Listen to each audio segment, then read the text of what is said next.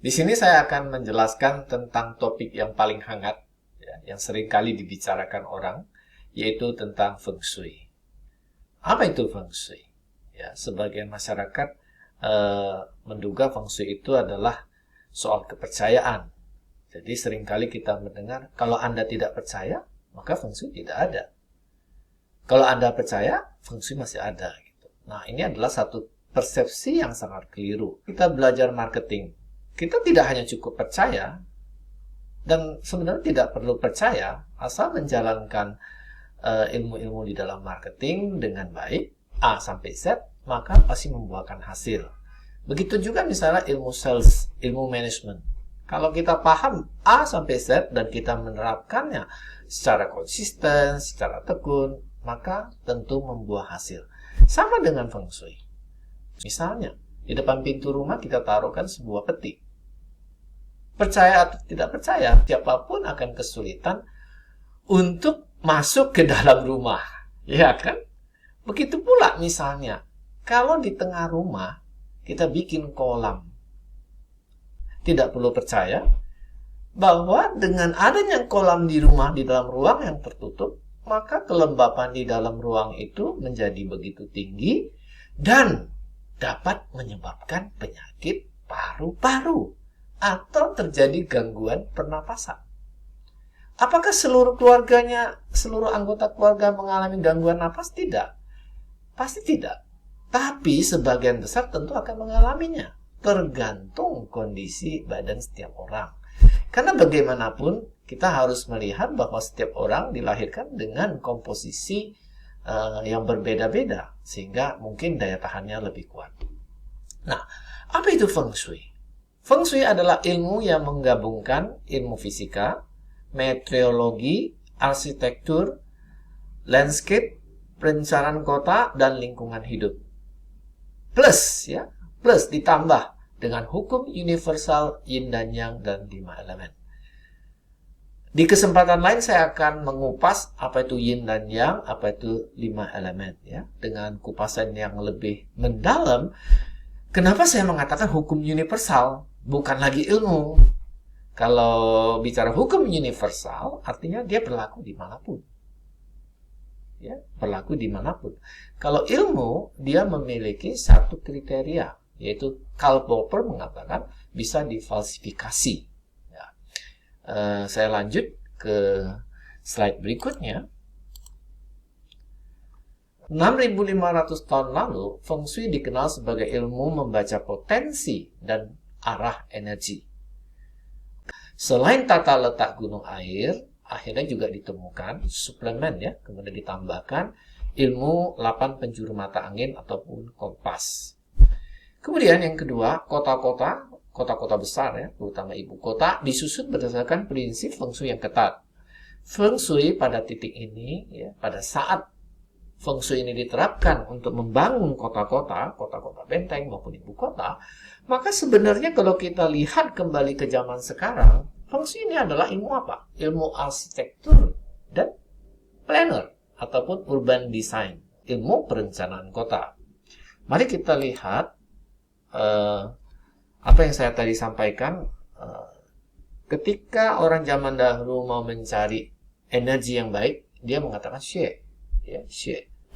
Dan ketika itu diaplikasikan disebut dengan yang. Yang ini di sini bukan diartikan ke Wikipedia soal matahari, bukan. Yang artinya energi tempat situ memiliki energi yang positif.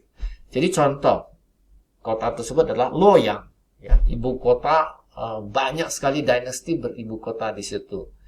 Ini adalah peta, dia perhatikan, ini adalah dataran apa ini namanya rata dan banyak sungainya, dan terletak di belakang, di bawah lembah gunung. Dan kalau kita perhatikan gunung ini membentuk namanya, ini adalah barisan gunung yang membentuk macan, dan yang ini membentuk naga. Nah, kalau kita perhatikan, kota ini nyaris berumur sekitar 4.000 sampai 5.000 tahun.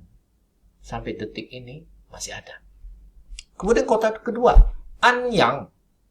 Ya, Anyang berasal dari Shang Dynasty 2000 tahun sebelum Masehi. Kota ini masih ada. memegang prinsip yang sama, yaitu duduk di belakang gunung, menghadap air, kemudian barisan gunung membentuk ini adalah barisan macan, ya, yang sebelah kanan. Kalau lihat ke laut, kemudian bagian kiri itu membentuk barisan gunung yang dikatakan sebagai formasi naga. Nah, di dalam real life, ini adalah contoh sebuah desa yang dibangun berdasarkan prinsip Feng Shui.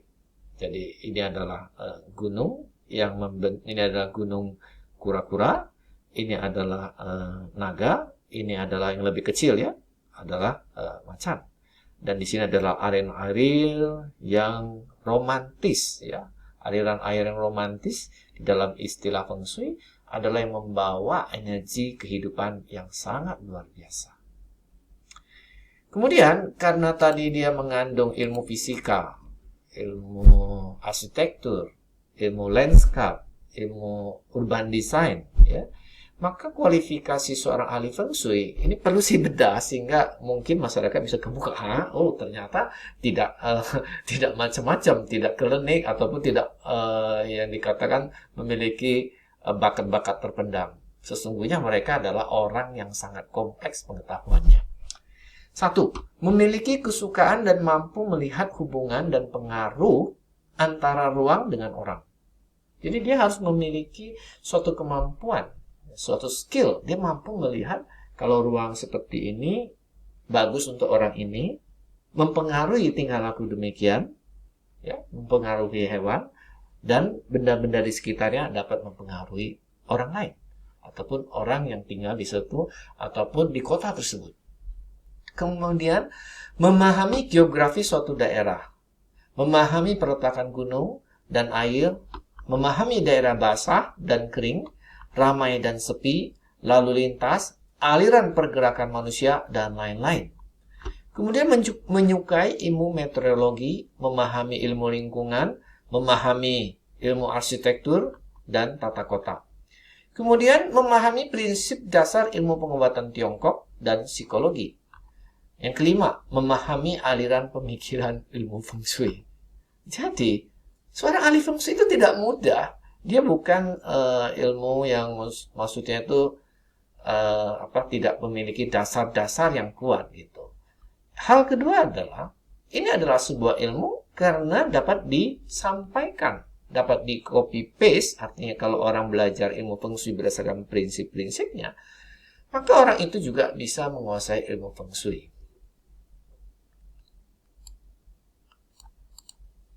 Saya akan menutup sharing ini dengan suatu quote, ya, yang dari Sun Tzu. Know yourself, know your enemy.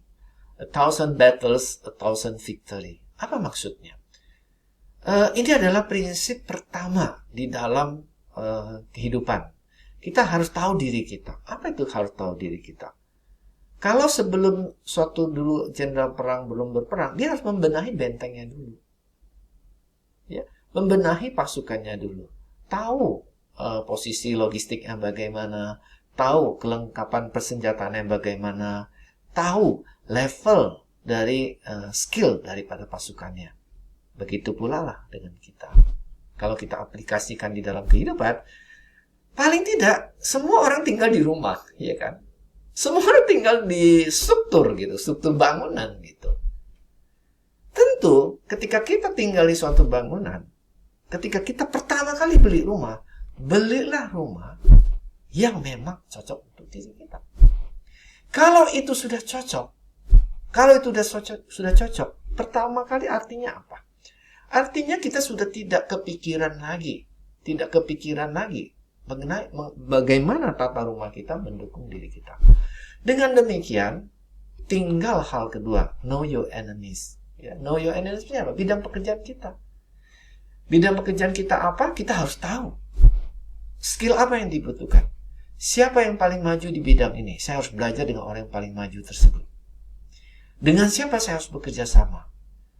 Sumber daya apa yang harus saya investasikan dalam rangka saya bisa lebih maju? Nah, kalau dua persyaratan ini, mengerti tentang diri kita sendiri, mengerti bidang yang akan kita masuki. 1000 kali kita bikin event, 1000 kali kita pergi memasarkan atau meng-approach orang lain, maka saya yakin, maka segala sesuatu itu pasti berhasil.